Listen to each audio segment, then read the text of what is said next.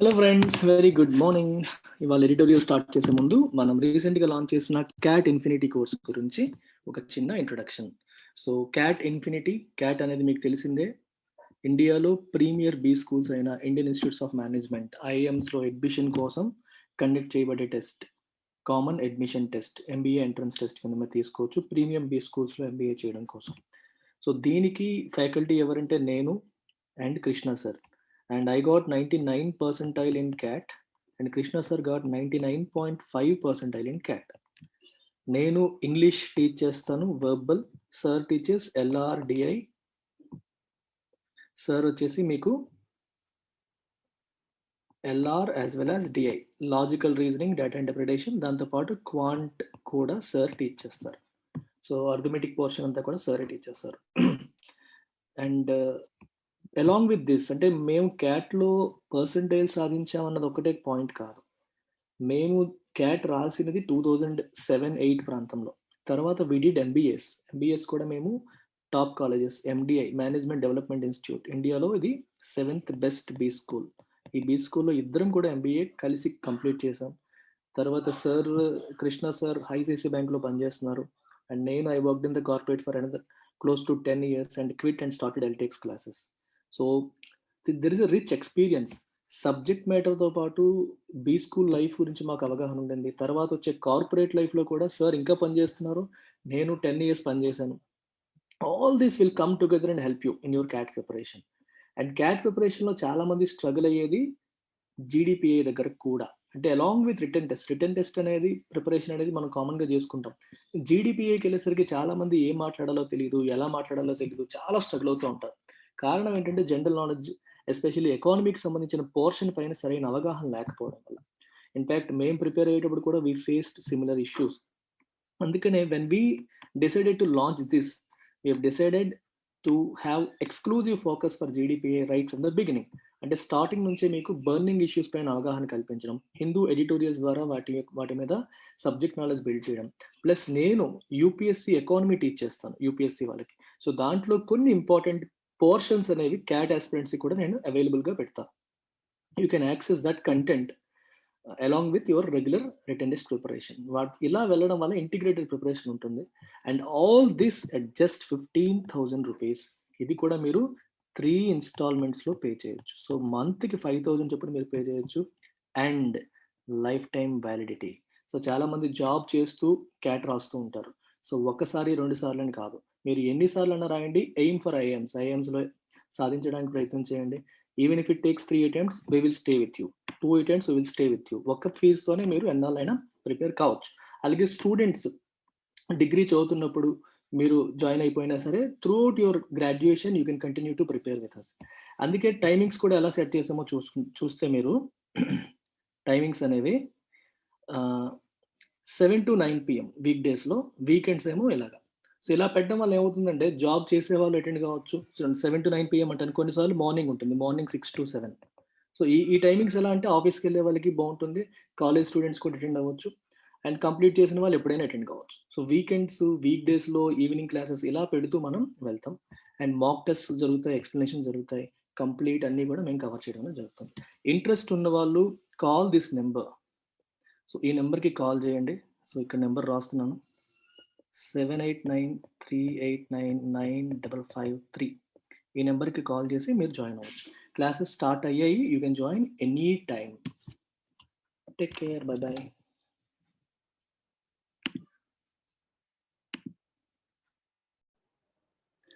Hello friends, very good morning.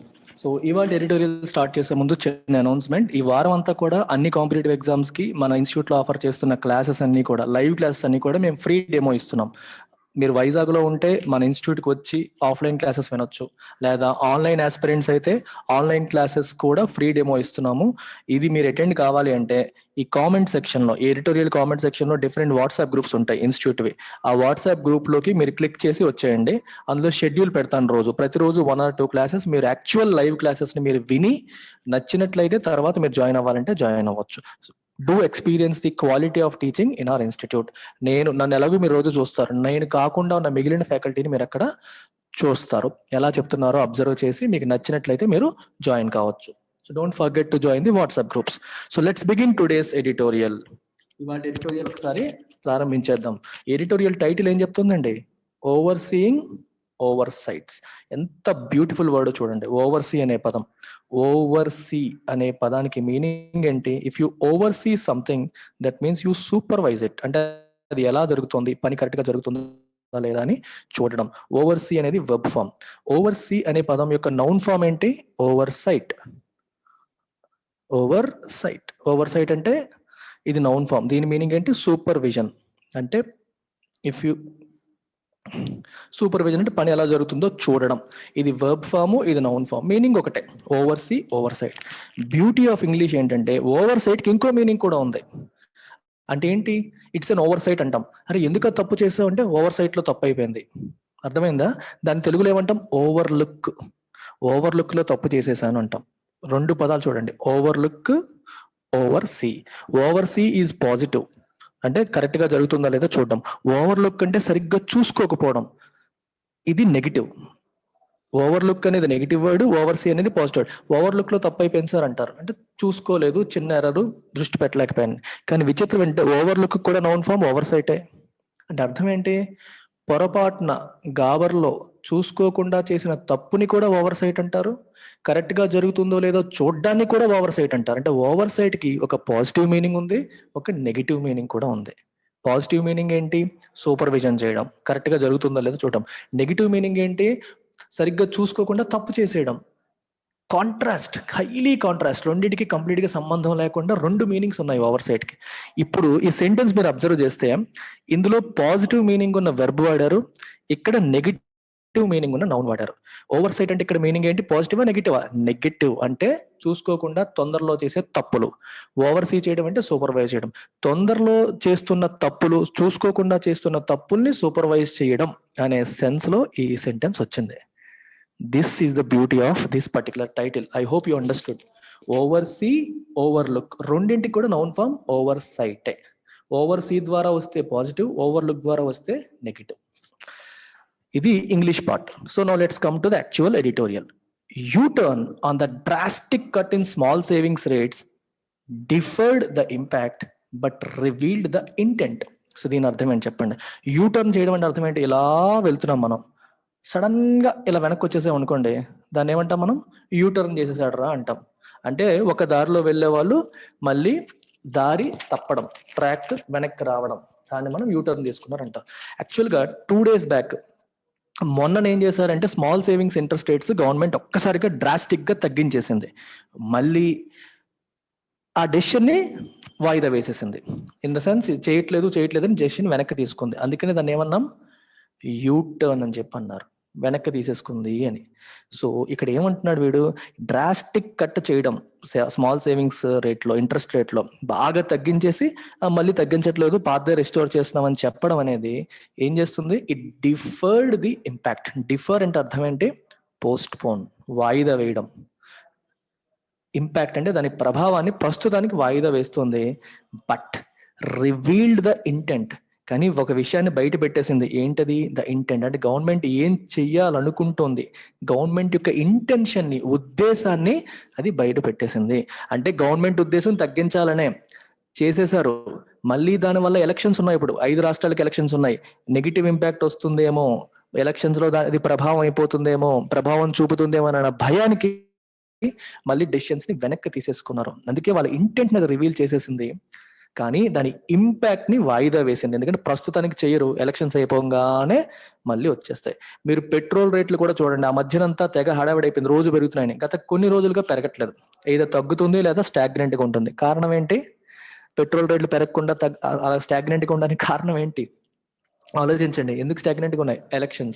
Elections ఉన్నాయి కాబట్టి ప్రజల్లో నెగిటివ్ న్యూస్ ఎక్కువగా వెళ్ళకూడదు అనే ఇంటెంట్ తో అది స్టాగ్నెంట్ గా ఉండడం అనేది జరుగుతుంది. 1 second.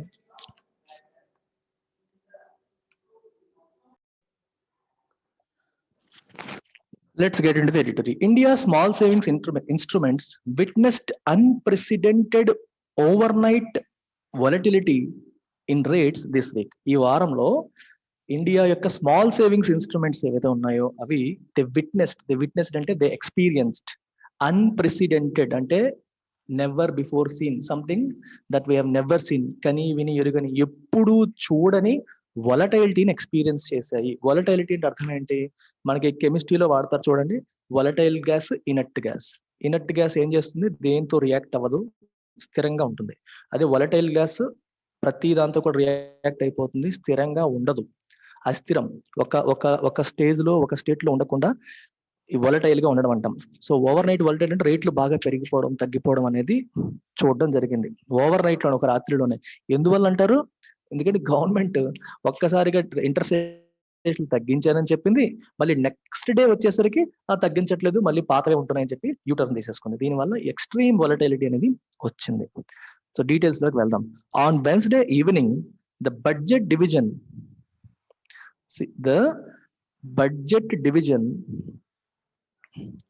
in Department of Economic Affairs revised downwards the interest rates payable on small savings instruments for April to June 2021 quarter by 40 basis points. 40 basis points and artham enti 0.4%. 1 basis point is 100 basis points is 1%. అది గుర్తుపెట్టుకోండి. 1 basis point, 100 basis points is 1%. 10 basis points అంటే 0.1, 40 basis అంటే 0.4%. to 110 basis points అంటే అంత ఎక్కువగా తగ్గించారు. కొన్నింటికి 40 basis points తగ్గించారు, అంటే 0.4% తగ్గించారు. కొన్నింటికి 1.1% వడ్డీ రేట్లు తగ్గించడం అనేది జరిగింది. ఎప్పుడు? వెడ్నెస్డే ఈవినింగ్ రోజు. The return on the most popular PPF scheme was pegged at 6.4%, the lowest level in 46 years. Public provident fund లో వచ్చే ఇంట్రెస్ట్ రేట్ ని 6.4% కి తగ్గించేస్తారు. ఎప్పుడు కూడా నెక్స్ట్ క్వార్టర్ లో ఎంత ఉంటుంది అనేది క్వార్టర్ ముందు అనౌన్స్ చేస్తారనమాట. సో 6.4% కి తగ్గించేశారు. మీకు ఈ ప్రావిడెంట్ ఫండ్స్ 3 ఉంటాయి: ఈపీఎఫ్, జీపీఎఫ్, పీపీఎఫ్. ఇది గవర్నమెంట్ ప్రావిడెంట్ ఫండ్. అదే ఇది ఎంప్లాయీ ప్రావిడెంట్ ఫండ్. ఎక్కువగా ప్రైవేట్ కంపెనీస్ వాళ్ళు దీన్ని తీసుకొస్తారు. ఇది public provident fund. Anybody can invest in to this. నేను ఇప్పుడు చూడండి, నేను ఏ కంపెనీలో పని చేయట్లేదు, ఐఎమ్ ఎన్ ఆంటర్‌ప్రెన్యూర్. నా పని నేను చేసుకుంటాను. నా గవర్నమెంట్ ప్రావిడెంట్ ఫండ్ లో అవ్వదు, ఈపీఎఫ్ లో అవ్వదు. నేను ఏం చేస్తాను? పబ్లిక్ ప్రావిడెంట్ ఫండ్ ఇన్వెస్ట్ చేసుకోవచ్చు. మూడింటి యొక్క పర్పస్ ఒకటే. ప్రావిడెంట్ ఫండ్ అంటే భవిష్యం, ఇది మన ఫ్యూచర్ కోసం మనం దాచుకునే మనీ. ఇది మనకి సేవింగ్స్ ని అలవాటు చేయడం కోసం ప్రభుత్వం తీసుకొచ్చిన ఒక సేవింగ్స్ ఇన్స్ట్రుమెంట్. ప్రావిడెంట్ ఫండ్ లో మనం పెట్టే money every year up to 1.5 lakhs వరకు ట్యాక్స్ ఫ్రీ. మనకి సెక్షన్ 80C ప్రకారం 1.5 lakhs లిమిట్ ఉంది కదండి. ఆ 1.5 lakhs లో మీరు మొత్తం ప్రావిడెంట్ ఫండ్ లో పెట్టేసినా సరే ఆ మనీ పైన ట్యాక్స్ పడదు. సో ఇలా రకరకాల ఆస్పెక్ట్స్ ఉంటాయి. Let's come to them. Let's get to them later. The government had refrained from tweaking these rates for the last 3 quarters after effecting a similarly sharp cut in Q1 of 2020-21 when the PPF interest was pruned from 7.9% to 7.1%. Last year Q1 లో PPF పైన ఉన్న interest, public provident fund పైన ఉన్న interest ని government ఏం చేసింది? Prune చేసింది. Prune అంటే కట్ చేసింది. ఎక్కడ నుంచి? 7.9% నుంచి 7.1% కి తగ్గించిన తర్వాత, ఆ తర్వాత 3 quarters లో కూడా గవర్నమెంట్ ఏం చేసింది? ఇట్ హ్యాడ్ రిఫ్రైన్డ్ ఫ్రమ్ అంటే స్టేడ్ అవే ఫ్రమ్. ఆ పని చేయలేదు. ఏ పని? Tweaking these rates. ట్వీకింగ్ అంటే చేంజ్ చేయడం. ఈ 7.9 నుండి 7.1% కి లాస్ట్ ఇయర్ Q1 లో తగ్గించిన తర్వాత Q1 అంటే ఏప్రిల్, మే, జూన్ ని Q1 అంటారు. తగ్గించిన తర్వాత ఆ తరువాత 3 quarters కూడా ఏప్రిల్, మే, జూన్ అయ్యాక July, August, September, October, November, December, Jan, Feb, March, ఈ 3 quarters లో కూడా మార్పు చెయ్యలేదు. ఇట్ రిఫ్రైన్డ్ ఫ్రమ్ అంటే స్టేడ్ అవే ఫ్రమ్ ట్వీకింగ్ అంటే చేంజింగ్ దీస్ రేట్స్. మార్చలేదు. కానీ ఇప్పుడు వచ్చేసి సడన్ గా 7.1 నుంచి మళ్ళీ ఫర్దర్ తగ్గించేసింది. Right. However by early Thursday ఎప్పుడు తగ్గించింది? వెడ్నెస్డే ఈవినింగ్ తగ్గించింది. కానీ థర్స్డే మార్నింగ్ కల్లా the rate cuts had disappeared. Night తగ్గించింది, మార్నింగ్ మొత్తం మార్చేసింది. And the status quo reinstated అంటే అర్థం ఏంటి? మళ్ళీ యథాతథస్థితి. స్టేటస్ కో అంటే the situation as it is today, the existing situation, యథాతథ స్థితి. దాన్ని ఏం చేశారు? రీఇన్స్టేట్ చేశారు. మళ్ళీ యథాతథ స్థితినే మళ్ళీ రీఇన్స్టేట్ చేయడం అనేది జరిగింది. అర్థమైందా? Following A tweet by finance minister Nirmala Sitharaman గారు ఒక ట్వీట్ చేశారు. ట్వీట్ చేయంగానే ఈ రేట్ కట్స్ మళ్ళీ తగ్గించేసి పాత రేట్లే ఉంచేశారు. ఎందువల్ల అంటారు? ఒక్కసారిగా వడ్డీ రేట్లు బాగా తగ్గించేసి మళ్ళీ ఒక్కసారిగా రీఇన్స్టేట్ చేశారంటే కారణం ఏంటి? ఎలక్షన్స్. మధ్య తరగతి వాళ్ళు చాలా మంది మనీ సేవ్ చేసుకునే ఇన్స్ట్రుమెంట్స్ అవి. పబ్లిక్ ప్రావిడెంట్ ఫండ్ కానీ, పోస్ట్ ఆఫీస్‌లో చేసుకున్నవి కానీ ఇవన్నీ కూడా. ఈ ఇన్స్ట్రుమెంట్స్ పైన వడ్డీ రేట్లు తగ్గిపోతే సీనియర్ సిటిజన్స్, మధ్య తరగతి వాళ్ళు చాలా మంది ఇబ్బంది పడతారు. వడ్డీలు బాగా తగ్గితే వాళ్ళ ఆదాయం తగ్గిపోతుంది. అందుకని చెప్పి గవర్నమెంట్ తన డెసిషన్‌ని ఒక్కసారిగా రివర్స్ చేసేసింది. ఎలక్షన్ దగ్గరలో ఉన్నాయి. దాని ఇంపాక్ట్ పడిపోయే అవకాశం ఉంటుంది. అది. ద ఓన్లీ ఎక్స్‌ప్లనేషన్ ఇలా చేయడానికి కారణం ఏంటి? రాత్రికి రాత్రి మార్చడానికి కారణం ఏంటి? ఆర్డర్ ఇష్యూడ్ బై గవర్నమెంట్ ఇస్తున్న ఎక్స్‌ప్లనేషన్ ఇది. యాక్చువల్ ఎక్స్‌ప్లనేషన్ కాదు. Orders issued by oversight shall be withdrawn అంటే అర్థం ఏంటి? చూసుకోకుండా ఇచ్చేసిన ఆర్డర్ అని చెప్తున్నారు. ఏమంటున్నారు? Oversight positive. తొందరపడి చూసుకోకుండా ఓవర్‌లుక్‌లో ఇచ్చిన ఆర్డర్ ఇది. అందుకే విత్‌డ్రా చేయాలి. కాబట్టి విత్‌డ్రా చేసేస్తున్నాం ఆర్డర్ అని చెప్పి వాళ్ళు చెప్పారు. It is not clear whose oversight ఎవరి ఓవర్‌సైట్ వల్ల జరిగింది. It is not clear whose oversight led to the rates being cut. రేట్లు తగ్గిపోవడానికి కారణం ఎవరి ఓవర్‌సైట్? అధికారులదా? పొలిటీషియన్స్‌దా? పొలిటీషియన్స్ చెప్పిందే కదా అధికారులు చేస్తారు. ఎవరి ఓవర్‌సైట్ వల్ల, ఎవరి తొందరపాటుతనం వల్ల, ఎవరు చూసుకోకపోవడం వల్ల ఇది జరిగింది. It is not clear. In the process the intent has been revealed. ఈ ప్రాసెస్లో గవర్నమెంట్ యొక్క ఉద్దేశం అనేది బయటపడిపోయింది, రివీల్ చేయబడింది, బయటపడింది. Even if the impact is deferred. అర్థమవుతుందా? ఈ రోజు నేను వడ్డీ రేట్లు తగ్గిస్తానని చెప్పి వెడ్నెస్డే ఈవినింగ్ చెప్పి నెక్స్ట్ డే మార్నింగ్ కల్లా వడ్డీ రేట్లు తగ్గించట్లేదు, పాతవే ఉంటాయి, అది ఓవర్ సైట్లో జరిగిన తప్పిదం అని చెప్పి నువ్వు అనౌన్స్మెంట్ చేస్తే ఊరికే చేసేస్తుందండి గవర్నమెంట్ యొక్క ఫినాన్స్ మినిస్టర్ వాళ్ళు. ఊరికే ఎవరు చెప్పకుండా చేస్తారా?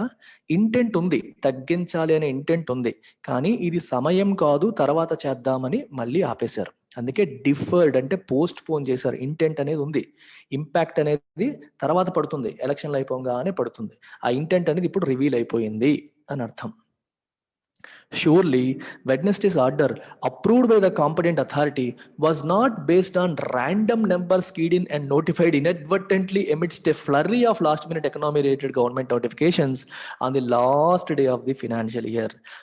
ఖచ్చితంగా వెడ్నెస్డే వచ్చిన ఆర్డర్ అనేది అప్రూవ్డ్ బై కాంపిటెంట్ అథారిటీ. ఎందుకంటే ఇలాంటి ఆర్డర్స్ ఊరికే ఇష్యూ చేయరు.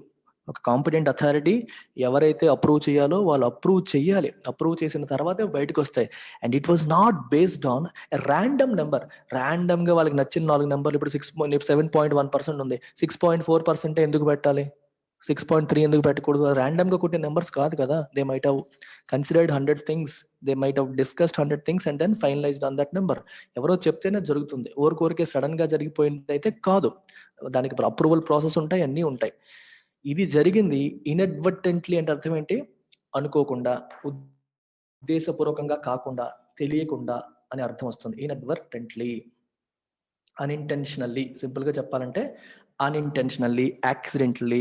ఎమిడిస్ట్ అంటే in the middle of, a flurry of అంటే lot of, last minute economy related notifications అంటే ఎకానమీకి సంబంధించిన నోటిఫికేషన్స్. ఫైనాన్షియల్ ఇయర్ క్లోజర్లో చాలా నోటిఫికేషన్స్ వచ్చాయి, వాటిలో భాగంగా ఇది కూడా వచ్చేసింది. ఈ ఎమిడ్స్ట్ ఫ్లర్రీ ఆఫ్ అంటే అర్థం ఏంటి? ఎన్నో నోటిఫికేషన్స్ మధ్యలో వచ్చిన ఒక నోటిఫికేషన్స్ పొరపాటున వచ్చేసింది అనుకోవడానికి లేదు అంటున్నారు ఇక్కడ. ఇన్అడ్వర్టెంట్లీ అంటే unintentionally.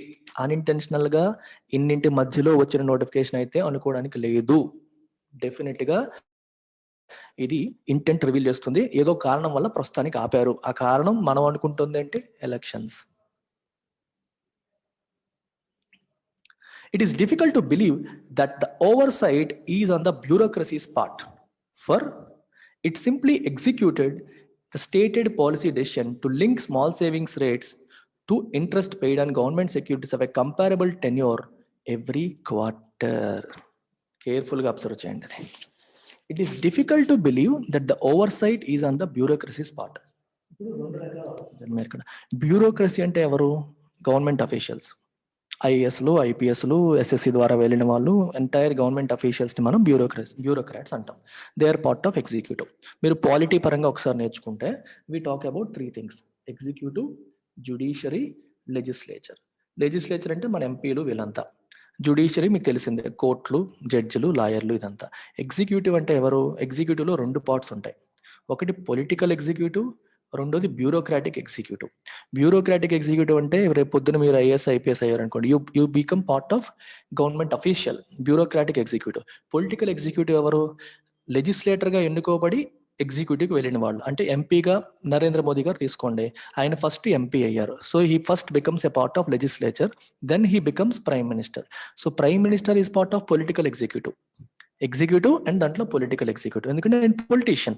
Prime minister, council of ministers, రాజకీయ నాయకులు ఎవరైతే ప్రభుత్వంలో ఉంటారో వాళ్ళందరూ పొలిటికల్ ఎగ్జిక్యూటివ్ కింద వస్తారు. అండ్ గవర్నమెంట్ అఫీషియల్స్ ఎవరైతే ఉంటారో వాళ్ళంతా కూడా బ్యూరోక్రాటిక్ ఎగ్జిక్యూటివ్లోకి వస్తారు. ఎగ్జిక్యూటివ్ అంటే గవర్నమెంట్ అండి. సింపుల్గా మన స్టేట్ తీసుకుంటే జగన్మోహన్ రెడ్డి గారు, మన మంత్రులు, కేసీఆర్ గారు, వాళ్ళ మంత్రులు, వీళ్ళంతా ఎవరు? They are part of political executive. మన ఐఏఎస్లు, ఐపీఎస్లు వీళ్ళంతా ఎవరు? Bureaucratic executive. ఇక్కడ ఏం రాశారు? ఈ ఓవర్ సైట్ జరిగింది అన్నారు. ఓవర్ సైట్ అంటే తప్పిదం, చూసుకోకుండా జరిగిన తప్పిదం. ఇది ఎవరి వైపు నుండి జరిగింది? It is difficult to believe that the over sight is on the bureaucracy's part. Bureaucracy చూసుకోకపోవడం వల్ల జరిగిన తప్పిదం అని అనుకోవడం కష్టం, అని నమ్మడం అనేది కష్టం అని చెప్పి అంటున్నారు. ఎందుకంట ఇక్కడ ఫర్ వాడారు. గ్రామర్ చూడండి. ఫర్ అనేది ఇక్కడ ప్రిపోజిషన్ కాదు, కంజంక్షన్. ఫర్కి యొక్క మీనింగ్ ఏంటి ఇక్కడ? బికాస్, ఎందుకంటే అనే మీనింగ్ ఇక్కడ వస్తుంది. ఫర్ అంటే ఎందుకంటే it simply executed the stated policy decision to link small savings rates to the interest paid on government securities of a comparable tenure every quarter. ఇది చాలా important aspect, something that you need to understand. What is a government security? Government securities అంటే అర్థం ఏంటి? సింపుల్గా మీకు చెప్పాలంటే bonds, treasury bills. What are these bonds and treasury bills? These are debt instruments. Debt instruments అంటే ప్రభుత్వానికి అప్పు కావాలి అనుకున్నప్పుడు, మనీ అవసరమైనప్పుడు ప్రభుత్వం ఇష్యూ చేసే పత్రాలే టీ బిల్స్, బాండ్స్. ఈ రెండింటికి డిఫరెన్స్ ఏంటి? టీ బిల్ అనేది లెస్ దాన్ 365 days టెన్యూర్, అంటే 1 year లోపు కాల పరిమితితో ఇష్యూ చేస్తే దాన్ని టీ బిల్ అంటాం. 1 year దాటిన కాల పరిమితితో ఇష్యూ చేస్తే దాన్ని బాండ్ అంటాం. గవర్నమెంట్ బాండ్ అనే పదం వింటూ ఉంటారు. రెండింటిని కలిపి కామన్గా మాట్లాడినప్పుడు you call securities. Government securities అనే పదం మనం వాడతాం. టీ బిల్ అండ్ బాండ్స్ రెండు కూడా మనకి ఇంపార్టెంట్. అయితే ఇక్కడ ఒక విషయం అర్థం చేసుకోండి. ఈ ఇంట్రెస్ట్ రేట్స్ ని దేంతో లింక్ చేయాలి? Interest paid on government securities of A comparable tenure. ఇప్పుడు ఒక 3 నెలల టెన్యూర్ తో ఉన్న గవర్నమెంట్ సెక్యూరిటీ ఉంది, 91 days టెన్యూర్ తో గవర్నమెంట్ సెక్యూరిటీ ఉంది, టీ బిల్ ఉంది అనుకోండి. దాని మీద ఎంత పే చేస్తారో వడ్డీ, గవర్నమెంట్ ఎంత వడ్డీ అయితే పే చేస్తుందో, సిమిలర్ గా ఆ పీరియడ్కి ఉన్న స్మాల్ సేవింగ్స్ లో కూడా అంతే వడ్డీ ఉండాలి అని చెప్పి ఒక డెసిషన్ తీసుకున్నారు. ఆ డెసిషన్ వీళ్ళు ఫాలో అయిపోతూ ఉంటారు. అర్థమవుతుందా? ఇప్పుడు గవర్నమెంట్ ఒక బాండ్ ఇష్యూ చేసింది అనుకుందాం, 1 yearకో 2 yearsకో బాండ్ ఇష్యూ చేసింది అనుకుందాం. బాండ్ ఇష్యూ చేస్తే మనం ఏం చేస్తాం? మన దగ్గర మనీ ఉంటే కొనుక్కుంటాం. కొనుక్కునేటప్పుడు మనం ఏమేం ఎక్స్పెక్ట్ చేస్తాం? మనం ఏదన్నా మన డబ్బులు పెడుతున్నప్పుడు మనం ఏం ఎక్స్పెక్ట్ చేస్తాం? వడ్డీ ఎక్స్పెక్ట్ చేస్తాం. వడ్డీ ఎవరు ఇస్తారు? గవర్నమెంటే ఇస్తుంది. అలాగే టీ బిల్, ట్రెజరీ బిల్ కూడా అంతే, 1 year లోపు పీరియడ్తో ఇష్యూ చేసేది. అది కూడా ఒక 3 నెలలకో 6 నెలలకో టైం పీరియడ్తో మనం కొనుక్కున్నాం అనుకోండి, దానిపైన కూడా వడ్డీ ఎవరిస్తారు? గవర్నమెంటే ఇస్తుంది. అర్థమైందా? సో గవర్నమెంట్ మనకి వాటిపైన కూడా వడ్డీ ఇవ్వడం అనేది జరుగుతుంది. ఇక్కడ అర్థం చేసుకోవాల్సిన విషయం ఏంటి? ఈ వడ్డీ స్మాల్ సేవింగ్స్ వడ్డీకి దీనికి సేమ్గా ఉండేలా చూడండి అని చెప్పి వాళ్ళకి ఇన్స్ట్రక్షన్ ఉంది. ఇప్పుడు ఏం జరుగుతుందంటే ఈ వడ్డీ తగ్గించాలనుకోండి, ఇది కూడా తగ్గాలి. మీరు ఒక ఇండివిజువల్గా ఆలోచించండి, మీకు క్లియర్గా అర్థమైపోతుంది. I'll give you one example. You are an individual, okay? మీ దగ్గర 10,000 rupees ఉన్నాయి అనుకోండి. మీకు 2 ఆప్షన్స్ ఉన్నాయి. ఒకటి ఏంటంటే పీపీఎఫ్ఓ లేదా ఈపీఎఫ్ఓ, ఏదో ఒక provident fund, small savings fund, ఇవన్నీ రెగ్యులర్గా మనకు తెలిసిన ఇవి ఉన్నాయి. ఇంకో వైపు ఏమో గవర్నమెంట్ యొక్క బాండ్, టీ బిల్లో ఒక వైపు ఉంది, ఇదో వైపు ఉంది. If you are an individual, మీ దగ్గర ఉన్న మనీలో 10,000 ఇందులో పెట్టాలా అని మీరు డిసైడ్ అవ్వాలంటే ఎలా డిసైడ్ అవుతారు? 2 గవర్నమెంట్వే, రెండింటికి సేఫ్టీ ఉంది. దేంట్లో పెడితే మీకు అడ్వాంటేజ్ అనుకుంటే మీరు ఏమనుకుంటారు? ఏది ఎక్కువ వడ్డీ ఇస్తే అది చేద్దామని చెప్పి మీరు అనుకుంటారు. ఫర్ ఎగ్జాంపుల్ పీపీఎఫ్ మీద 8% వడ్డీ ఉంది అనుకోండి. ఇప్పుడు గవర్నమెంట్ ఏమో కొత్తగా బాండ్ ఇష్యూ చేసింది. బాండ్ ఇష్యూ చేసి నేను 6% ఇస్తానని చెప్పింది అనుకోండి. మీరు ఈ 6% వడ్డీ ఇచ్చే బాండ్లో ఇన్వెస్ట్ చేయడానికి ఇష్టపడతారా, లేకపోతే స్మాల్ సేవింగ్స్ ఫండ్స్లో పెట్టుకుంటారా? నేషనల్ స్మాల్ సేవింగ్స్ ఫండ్ అని ఉంటుంది, పీపీఎఫ్ ఉంటుంది, ఈపీఎఫ్ ఉంటుంది. కామన్ సెన్స్ ఏం చెప్తుంది? ఎక్కడ ఎక్కువ వడ్డీ వస్తే అటు వెళ్ళిపోవాలనుకుంటారు. So we tend to go with these small savings instruments instead of bonds. ఇప్పుడు no think from the perspective of government. Government ఏం ఆలోచిస్తుంది? బాండ్స్ ఎందుకు ఇష్యూ చేస్తుంది గవర్నమెంట్కి డబ్బులు లేనప్పుడు అప్పు తీసుకోవడానికి. Bond is a way to take loan from people. ప్రజల దగ్గర నుంచి అప్పు తీసుకోవడమే కదా బాండ్ అంటే. నువ్వు గవర్నమెంట్ బాండ్ ఇష్యూ చేసినప్పుడు ఏం జరుగుతుందో ఆలోచించండి. Government has issued a bond. దీనికేమో 5 years టైం ఫ్రేమ్ పెట్టింది.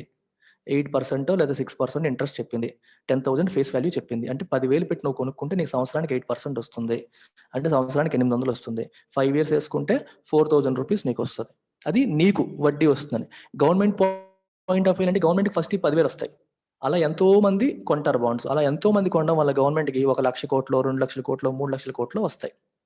గవర్నమెంట్కి ఇప్పుడు ఏదన్నా ప్రాజెక్ట్ టేకప్ చేయాలన్నా, డెవలప్మెంట్ చేయాలన్నా, వెల్ఫేర్ స్కీమ్స్ చేయాలన్నా ప్రస్తుతానికి ట్యాక్సుల ద్వారా వచ్చే ఇన్కమ్ సరిపోనప్పుడు ఎడిషనల్గా అప్పు తీసుకోవడానికి ఈ బాండ్ అనేది ఒక ఇన్స్ట్రుమెంట్.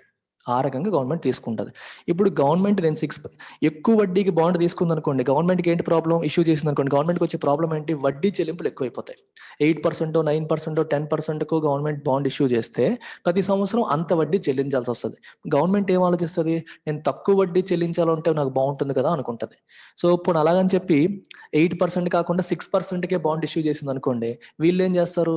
నాకు పీపీఎఫ్లోనో నేషనల్ స్మాల్ సేవింగ్స్ ఫండ్లోనో నాకు 8% వస్తుంది, ఇక్కడ 6%కి వెళ్ళి నేను ఎందుకు కొనాలి అని చెప్పి ప్రజలు ఆ బాండ్ కొనడానికి ఇష్టపడరు.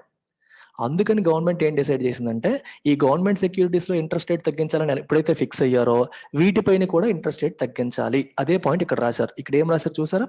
To link small savings interest rates to the interest paid on government securities of a comparable tenure. అదే టైం పీరియడ్ గవర్నమెంట్ సెక్యూరిటీస్ పైన ఎంత ఇంట్రెస్టో స్మాల్ సేవింగ్స్ ఫండ్స్ మీద కూడా అలాగే ఉంటే కన్ఫ్యూజన్ రాదు. మనకి బారోయింగ్ ప్రోగ్రామ్ అనేది నడుస్తుంది. మనం ఇష్యూ చేసినప్పుడు ప్రజలు బాండ్స్ కొంటారు, లేకపోతే కొనరు అనేది గవర్నమెంట్ ఉద్దేశం. అందుకనే బ్యూరోక్రసీ ఏం చేసింది? గవర్నమెంట్ బాండ్స్ లో వడ్డీ రేట్లు తగ్గించాలని ఫిక్స్ అయ్యారు కాబట్టే ఇక్కడ కూడా వడ్డీ రేట్లు తగ్గించాలని చెప్పి గవర్నమెంట్ చెప్పిన ప్రకారం నడుచుకొని ఆ పని చేశారు. సో బ్యూరోక్రసీ వైపు ఓవర్ సైట్ ఉంది అనుకోవడం కష్టం. అలా అనుకోవడం, అలా నమ్మడం కష్టం అని చెప్పారు. మరి ఓవర్ సైట్ ఎక్కడ ఉందంట చూద్దాం. మరి ఎవరి వైపు నుండి తప్పు జరిగినట్టు చూద్దాం. So one must deduce the oversight is on the political executive's part. Oversight అనేది బ్యూరోక్రాటిక్ ఎగ్జిక్యూటివ్ పార్ట్ కాదు. ఎందుకంటే బ్యూరోక్రాట్స్ పని చేయడం మీద దృష్టి పెడతారు. నాకు ఎలక్షన్స్ ఉన్నాయా, నాకు ఏమొస్తుంది, ఇలాంటి ఆలోచనలు వాళ్ళకు ఉండవు. కానీ ఆ ఆలోచనలు ఎవరికి ఉంటాయి? పొలిటికల్ ఎగ్జిక్యూటివ్కి. అంటే people who are both part of legislature and also government. గవర్నమెంట్లో భాగంగా ఉన్న మినిస్టర్స్, ప్రధానమంత్రి మరియు పొలిటీషియన్స్, రెండు కదా, కాంబినేషన్ కదా వాళ్ళు, వాళ్ళకి ఆలోచనలు ఉంటాయి. సో ఓవర్ సైట్ అనేది వాళ్ళ వైపు నుండి జరుగుతుంది. వాళ్ళు తొందరపడి తప్పు చేసేసారు, తొందరపడి రివీల్ చేసేసారు అని ఇక్కడ వస్తుంది. డెడ్యూస్ అంటే అర్థం ఏంటి? తెలిసిన ఇన్ఫర్మేషన్ నుంచి మనం లాజికల్ గా దాన్ని సంగ్రహించడం, ఏం జరిగి ఉంటుందని చెప్పి విషయాన్ని లాగడాన్ని మనం డెడ్యూస్ అంటాం. Political executives part on the timing and implications of executing the required decision as per extent policy. చూసారు ఇది? As per extent policy. What is the meaning of extent policy? Extent అంటే current, existing. EXTANT beautiful word. ఇది గుర్తుపెట్టుకోవడానికి మీకు మంచి trick చెప్తా చూడండి. Extent అంటే ఏం చెప్పాను? Current or existing. ఈ పదం మీకు తెలుసు కదా. ఎక్స్టింక్ట్ అంటే మీనింగ్ ఏంటి? అంతరించిపోయిన. Dinosaur is an extinct animal. ఒకేలా ఉన్నాయి. ఎక్స్టింక్ట్ అంటే అంతరించిపోయింది. Something that is now no longer there. Extant is something that is there now. ఈ రెండు ఒకదానికొకటి యాంటనిమ్స్ కింద మీరు తీసుకోవచ్చు. అంతరించిపోయిన, ప్రస్తుతానికి ఉన్న. ఎక్స్టెంట్ అంటే కరెంట్ పాలసీ. సో ప్రస్తుతం ఉన్న పాలసీ ప్రకారం, టైం ప్రకారం, లెక్క ప్రకారం ఇది ఎగ్జిక్యూట్ చేసేస్తే, డెసిషన్ ఎగ్జిక్యూట్ చేసేస్తే దానికి ఇంప్లికేషన్స్ ఏంటి? ఈ టైంలో ఎగ్జిక్యూట్ చేయడం వల్ల మనకి ఎలక్షన్స్ ఉన్నాయి, దాని ఇంప్లికేషన్స్ ఏంటి? దానివల్ల ఇంప్లికేషన్స్ అంటే పర్యవసానాలు, కాన్సిక్వెన్సెస్. ఇవి ఏంటి అని చెప్పి గవర్నమెంట్ ఆలోచించుకోకుండా, పొలిటికల్ ఎగ్జిక్యూటివ్ ఆలోచించుకోకుండా డెసిషన్ చేసేసారు. తర్వాత రిలీజ్ అయ్యారు. అదేంటి ఈ టైంలో చెప్పేస్తే ఎలక్షన్స్ ఉన్నాయి, మళ్ళీ ఏమైపోతుంది, ప్రజల్లో నెగిటివిటీ బిల్డ్ అయిపోవచ్చు అనే ఉద్దేశంతో దాన్ని వెనక్కి తీసుకున్నారు. ఓవర్ సైట్ అనేది జరిగింది. ఎవరి వైపు నుంచి జరిగింది? బ్యూరోక్రాట్స్ నుంచి కాదు, పొలిటికల్ ఎగ్జిక్యూటివ్ నుంచి జరిగింది. గవర్నమెంట్ పొలిటీషియన్స్ ఎవరైతే గవర్నమెంట్ లో ఉంటారో వాళ్ళ నుంచి, అంటే మినిస్టర్స్, పిఎం, వీళ్ళ నుంచి ఓవర్ సైట్ జరిగింది, కానీ వాళ్ళ వైపు నుంచి కాదు. ఎందుకంటే ఇంప్లికేషన్స్ వాళ్ళు ముందు ఆలోచించుకోలేదు, డెసిషన్ బయటకు వచ్చిన తర్వాత ఆలోచించుకున్నారు అని అర్థం. The clinching factor, A factor the clinching factor అంటే ఏ ఫ్యాక్టర్ ఫైనల్ గా వాళ్ళ డెసిషన్ ఇన్ఫ్లుయెన్స్ చేసింది, the final factor, the confirming factor. Clinch అంటే అర్థం అది, ఫైనల్ గా ఏ విషయం తేల్చింది, ది 5 అసెంబ్లీ పోల్స్. ఈ డెసిషన్ ఒక్కసారిగా యూటర్న్ చేయడానికి what is the factor that is responsible, 5 రాష్ట్రాల అసెంబ్లీ ఎన్నికలు. సింపుల్. అందుకోసమే ఒక్కసారిగా రాత్రికి రాత్రి డెసిషన్ అనేది మారిపోయింది. రైట్. మీకు క్లించింగ్ అనే పదానికి మంచి ఎగ్జాంపుల్ చెప్తాను చూడండి.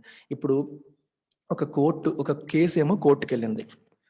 ఈ ఎగ్జాంపుల్స్ మీరు నీట్గా అర్థం చేసుకుంటే గుర్తుంటాయి. You don't need to try and memorise, for బట్టి కొట్టాల్సిన అవసరం లేదు. మీరు ఒక కేసు ఏమో కోర్టుకి వెళ్ళింది, కానీ పోలీసులు ఎంత కష్టపడుతున్నా ఆ కేసుని ప్రూవ్ చేయలేకపోతున్నారు. పలానా వ్యక్తి తప్పు చేశారు అనే విషయాన్ని వాళ్ళు ప్రూవ్ చేయలేకపోతున్నారు. ఈ ప్రూవ్ చేయలేకపోతున్నప్పుడు ఫైనల్ గా పోలీసులు వెతకగా ఒక మంచి ఎవిడెన్స్ దొరికింది. అండ్ ఆ ఎవిడెన్స్ ఇలా సబ్మిట్ చేయగానే నేరస్తుల పైన కోర్టు ఏమో ముద్దాయి పైన నేరం కన్ఫర్మ్ చేసేసి శిక్ష వేసేసింది.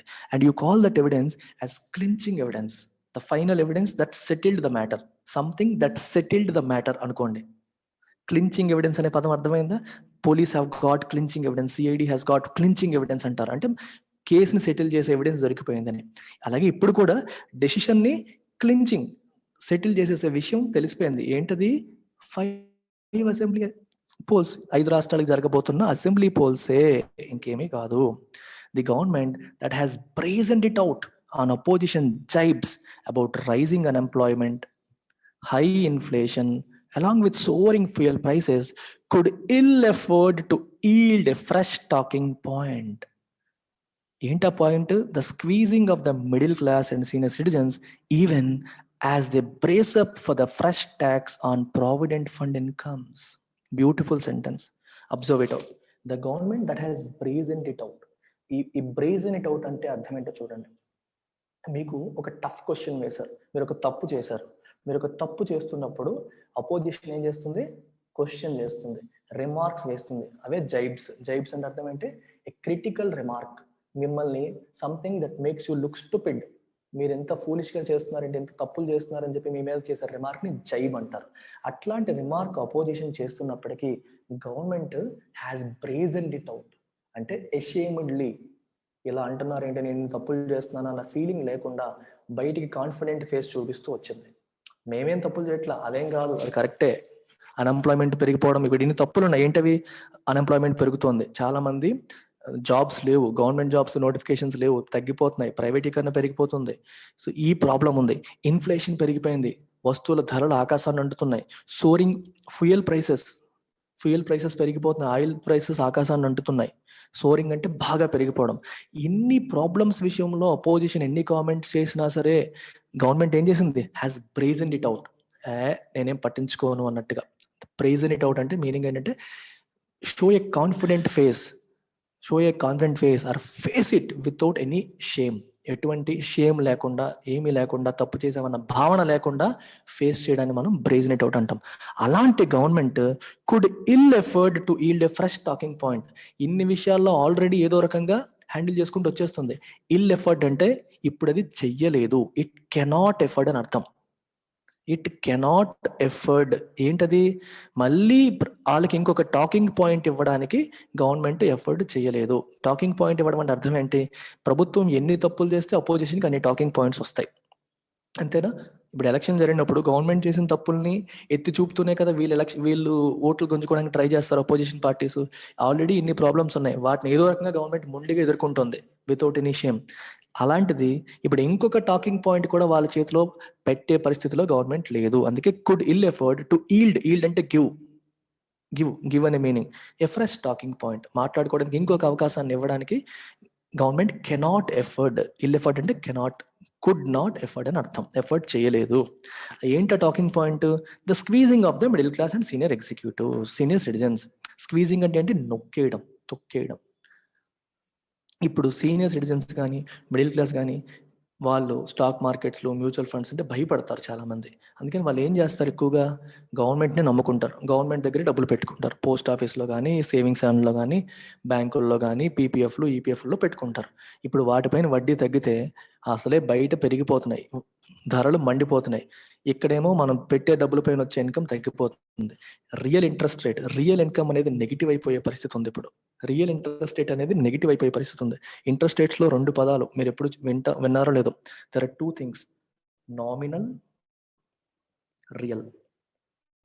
నామినల్ మీకేమో లెట్ అస్ సే 6% వడ్డీ ఇస్తున్నానని చెప్పారు, గవర్నమెంట్ చెప్పింది 6% వడ్డీ ఇస్తున్నానని. అది నామినల్, అంటే బయటికి కనిపించేది. రియల్ ఎంత, మీ దగ్గర ఇన్ఫ్లేషన్ ఏమో 7% ఉందనుకోండి, మీకు రియల్ ఇంట్రెస్ట్ ఎంత అయింది, -1% అయింది. ఎందుకంటే మన దగ్గర ఉన్న వడ్డీ, మీకు సింపుల్ ఎగ్జాంపుల్ లెక్కతో చెప్పేస్తే మీకు అర్థమైపోతుంది. ఎగ్జాంపుల్ తీసుకుందాం. మీ దగ్గర 100 రూపాయలు ఉన్నాయి. ఓకే, ఈ 100 రూపాయలతో లెట్ అస్ సే మీరు 10 డైరీ మిల్క్ చాక్లెట్స్ కొనగలుగుతారు. ఎందుకంటే ఒక్కొక్క డైరీ మిల్క్ చాక్లెట్ ఎంత, 10 రూపీస్ అయింది. 1 ఇయర్ అయ్యేసరికి డైరీ మిల్క్ చాక్లెట్ 11 రూపీస్ అయిపోయింది. సో 1 ఇయర్లో డైరీ మిల్క్ చాక్లెట్స్ ఎంత, 110 రూపీస్ అయ్యాయి. అంటే ఇన్ఫ్లేషన్ 10%, అంతేనా? 10% ఇన్ఫ్లేషన్ వల్ల ఇప్పుడు 100 రూపాయలకి 10 డైరీ మిల్క్ చాక్లెట్లు కొనగలుగుతున్నాం. 1 ఇయర్ అయిన తర్వాత ఒక్కొక్క డైరీ మిల్క్ చాక్లెట్ 11 రూపాయలు అవడం వల్ల 110 రూపీస్ అయిపోయింది అనుకుందాం. ఈ 100 రూపాయలు మీరు బ్యాంకులో పెడితే మీకేమో 8% వడ్డీ వచ్చింది అనుకోండి. 1 ఇయర్ తర్వాత మీకు అది ఎంత అయింది, 108 అయింది. ఇప్పుడు 108 పెట్టి మీరు 110 rupees 10 dairy milk chocolate కొనగలుగుతున్నారా?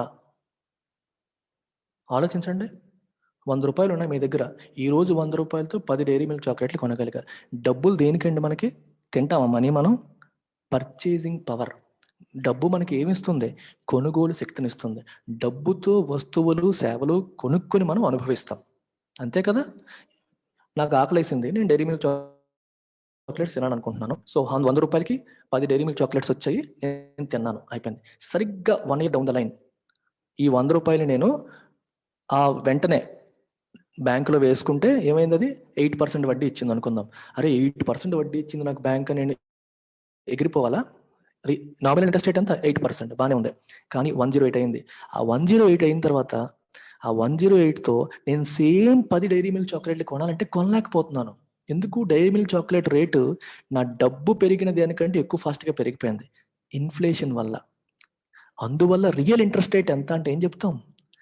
Nominal interest rate minus inflation. Inflation minus చేయగా వచ్చేది రియల్ ఇంట్రెస్ట్ రేట్. అది ఎంత ఉంది, మైనస్ అయింది, ఎందుకంటే ఇన్ఫ్లేషన్ ఎక్కువ ఉంది. అందుకే ఎప్పుడు కూడా మన మనీ ఎంత పెరగాలి అంటే ధరల పెరుగుదలని మినిమం మ్యాచ్ చేసేలాగా పెరగాలి. ఎవ్రీ ఇయర్ వస్తువుల యొక్క ధరలు పెరుగుతాయి. నేను డైరీ మిల్క్ ఎగ్జాంపుల్గా తీసుకొని మీకు చెప్పాను. ప్రతి ఇయర్ వస్తువుల యొక్క ధరలు పెరుగుతూనే ఉంటాయి. మన ఆదాయం కూడా దానికి తగ్గట్టుగా పెరగాలి. మనం ఎక్కడైనా సేవింగ్స్ చేస్తే దానిపైన వడ్డీ కూడా దానికి తగ్గట్టుగా ఉండాలి. బేర్ మినిమం దానికి తగ్గట్టుగా ఉండాలి. అది లేనప్పుడు మిడిల్ క్లాస్ అందరూ కూడా సఫర్ అవుతారు. అందుకే రాశారు, స్క్వీజింగ్ అంటే నొక్కేయడం, పిసికేయడం, అది కదా. ఈవెన్ యాజ్ ఎ బ్రేసప్, ఇది కూడా చూడండి, even as a brace up for fresh tax on provident fund incomes. Provident fund income మీద కూడా కొత్తగా ట్యాక్స్ తీసుకొచ్చేస్తుంది గవర్నమెంట్. ఇంతకుముందు ప్రావిడెంట్ ఫండ్స్ లో మనం ఎంత పెట్టినా సరే దానిపైన వచ్చిన వడ్డీ పైన ట్యాక్స్ ఉండేది కాదు. కొంతమంది కోట్లలో పెట్టేసేవారు, సో దానిపైన వచ్చే వడ్డీ పైన ట్యాక్స్ పడదని. ఇప్పుడు గవర్నమెంట్ కొత్త బడ్జెట్లో ఏం చేసిందంటే, ఇయర్కి మీరు 2.5 lakhs వరకు మాత్రమే పెట్టవచ్చు. అంటే ఇండివిజువల్ కంట్రిబ్యూషన్, గవర్నమెంట్ది కాకుండా మీరు 2.5 lakhs వరకు మాత్రమే పెట్టుకోవచ్చు. ఇప్పుడు గవర్నమెంట్ది మనది కలిపి మొత్తం ఎంత, 5 lakhs వరకు పెట్టుకోవచ్చు. ఒకవేళ గవర్నమెంట్ కంట్రిబ్యూషన్ లేదా ఎంప్లాయర్ కంట్రిబ్యూషన్ లేదనుకోండి, అది లేదనుకోండి, ఇండివిజువల్గా మీరు 5 lakhs వరకు పెట్టొచ్చు అంటుంది. అంటే 5 lakhs వరకు మీరు చేసే కాంట్రిబ్యూషన్ పైన ట్యాక్స్ పడదు. ఆ పైన ఉన్న కాంట్రిబ్యూషన్లో వచ్చిన ఇంట్రెస్ట్ పైన ట్యాక్స్ పడుతుంది అని చెప్పింది. మీకు ఎగ్జాంపుల్ ప్రకారం చెప్పాలంటే చూడండి, suppose you are a corporate employee అనుకోండి. మీరేమో 5 lakh rupees మీ కంట్రిబ్యూషన్ అనుకోండి, ఇంకో 5 lakh rupees మీ ఎంప్లాయర్ కంట్రిబ్యూషన్ అనుకోండి. ఓకే, పోనీ ఎంప్లాయర్ది లెట్ అస్ సే 2.5 lakhs అనుకుందాం. మీ ఎంప్లాయర్, ఇది ఎంప్లాయీ, మీది 5 lakhs. ఇద్దరిది కలిపి 5 lakhsకి మించి అవ్వదు. సో 5 lakhs అంటే ఎక్స్ట్రా ఎంత ఉంది, 2.5 lakhs. ఈ 2.5 lakhs మీద మీకు ఎంత వడ్డీ వస్తుంది, 10% వడ్డీ అనుకుందాం ఎగ్జాంపుల్ సేక్, మీకు 25,000 రూపీస్ వడ్డీ వస్తుంది. ఈ 25,000 రూపీస్ వడ్డీ పైన మీకు ట్యాక్స్ పడుతుంది. అది మీరు ఇన్కమ్ ట్యాక్స్ ఏ స్లాబ్లో ఉంటే దాని ప్రకారం మీ ట్యాక్సిబుల్ ఇన్కమ్కి అది యాడ్ అయిపోతుంది, దానిపైన ట్యాక్స్ పడుతుంది. ఇది కొత్తగా బడ్జెట్లో తీసుకొచ్చిన ప్రావిజన్. దీనివల్ల ఆల్రెడీ చాలామంది మిడిల్ క్లాస్ వాళ్ళు సఫర్ అవ్వబోతున్నారు. ఎందుకంటే ఏదో పిఎఫ్లో సేవ్ చేసుకుందాంరా దానిపైన ట్యాక్స్ పడదురా అంటే, ఇప్పుడు పిఎఫ్ మీద వచ్చే వడ్డీ మీద కూడా 2.5 lakhs వరకు పర్లేదు, ఆ పైన ఎంత అమౌంట్ పెడుతున్నామో దానిపైన వచ్చే వడ్డీ మీద మనకి ట్యాక్స్ పడిపోతుంది. దానివల్ల ఆల్రెడీ వాళ్ళు సఫర్ అవుతున్నారు. They are even as the brace up అంటే ఒక డిఫికల్ట్ సిచ్యువేషన్ని ఫేస్ చేయడానికి సిద్ధపడ్డాం. బ్రింగ్ కరేజ్, ఆ కరేజ్ని ధైర్యాన్ని తెచ్చుకొని ఒక డిఫికల్ట్ సిచ్యువేషన్ ఫేస్ చేయడానికి సిద్ధపడ్డానే మనం బ్రేసప్ అంటాం. Citizens must brace up for impending recession అన్నారు అనుకోండి, రాబోతున్న ఆర్థిక మాంద్యాన్ని ఎదుర్కోవడానికి సిటిజన్స్ కరేజియస్గా సిద్ధంగా ఉండాలి. If you are bracing up for something, that you are getting courage to face a difficult situation. This rollback is not the first instance of post-haste policy adhocism. ఈ roll back చేయడం అంటే అర్థం ఏంటి? ఈ డెసిషన్ని వెనక్కి తీసుకోవడం అనేది అంటే అర్థం ఏంటి? రాత్రికి రాత్రి తగ్గించేయడం, నెక్స్ట్ డే మార్నింగ్ మళ్ళీ మార్చేయడం. ఇలా రోల్ బ్యాక్ చేయడం అనేది ఇది ఫస్ట్ ఇన్స్టెన్స్ ఏమీ కాదు, మొట్టమొదటిసారి జరిగింది ఏమీ కాదు. ఏంటా జరగడం? Post haste policy adhocism. Post haste అంటే తొందరగా చేసేయడం అని అర్థం. Something that is done very fast. Policy adhocism. Adhocism అంటే అర్థం ఏంటి? What is ad hoc? అడ్హాక్ అంటే అప్పటికప్పుడు అడ్హాక్ యాక్టివిటీ అంటారు. మనం రోజు చేస్తున్నప్పుడు, కొన్ని పనులు చేస్తున్నప్పుడు కొన్ని ప్లాన్డ్ యాక్టివిటీస్ ఉంటాయి. ఒక ప్లాన్ ప్రకారం, షెడ్యూల్ ప్రకారం చేసుకుంటాం. కొన్ని అప్పటికప్పుడు కొన్ని పనులు వస్తాయి మనకి. Those activities are called ad hoc activities. అప్పటికప్పుడు వచ్చే పనులు మనం ఏమంటాం? అడ్హాక్ యాక్టివిటీస్ అని చెప్పి అంటాం. అలాగే అడ్హాకిజం అంటే అర్థం ఏంటి? ఏదన్నా పనిని ప్లాన్డ్గా ఆలోచించి చేయకుండా అప్పటికప్పుడు వచ్చిన పనికి అప్పటికప్పుడు సొల్యూషన్ ఇవ్వడం, క్విక్ సొల్యూషన్. ఇప్పుడు వచ్చిన సమస్య ఏంటి? సడన్ గా వడ్డీ రేట్లు తగ్గించాలి, అది పాలసీ డెసిషన్, లెక్క ప్రకారం అయితే చేసేయాలి. కానీ ఇప్పుడు చేసేస్తే ఎలక్షన్స్ వల్ల మనం సఫర్ అయిపోతాం అన్న భయంతో గవర్నమెంట్ ఏం చేసింది? క్విక్ సొల్యూషన్ అంటే వాయిదా వేసేసింది. దీన్నే పాలసీ అడ్హాకిజం అంటాం. అంటే ఆ సమయానికి ఏది అవసరమైతే అది చేసేయడం. ఇదేమి ఫస్ట్ ఇన్స్టెన్స్ కాదు, ఇంతకుముందు కూడా గవర్నమెంట్ ఇలాగే చేసింది. But it may make the governments 12.05 lakh crore borrowing plan for the year harder, as the central bank has been complaining of high small savings rates as a deterrent to lower interest rates. అర్థమైపోయిందా మీకు? ఇందాక మీకు ఏం చెప్పాను? Government 12.05 lakh crores borrow చేద్దామని plan చేసుకుంది. ఈ plan అనేది ఏమవబోతుంది? It is going to be harder now. ఎందువల్ల అంటారు? as the central bank has been complaining. Central bank అనేది కంప్లైంట్ చేస్తుంది. ఏమని చేస్తుంది? సెంట్రల్ బ్యాంక్ ఏంటి? Reserve bank of India. ఏమని కంప్లైంట్ చేస్తుంది? Of high small savings rates. మీరు స్మాల్ సేవింగ్స్ రేట్స్ ఏమో ఎక్కువ పెట్టి ఉంచేశారు, నాకేమో తక్కువ వడ్డీకి బాండ్స్ ఇష్యూ చేయండి అని చెప్తున్నారు. ఇప్పుడు బాండ్స్ నేను ఇష్యూ చేయాలి, లేకపోతే ట్రెజరీ బిల్స్ నేను ఇష్యూ చేయాలి, తక్కువ వడ్డీకే చెయ్యాలి అంటే ప్రజలు ఎందుకు కొంటారు అవి? ఎందుకంటే మీరు స్మాల్ సేవింగ్స్లో ఎక్కువ వడ్డీ పెట్టినప్పుడు అటు వెళ్ళిపోతారు కదా. ఈ కాన్సెప్ట్ మీకు స్టార్టింగ్లోనే ఎక్స్ప్లెయిన్ చేశాను. అటు వెళ్ళిపోయే అవకాశం ఉంది కదా. Why will people come and buy these new bonds చెప్పండి.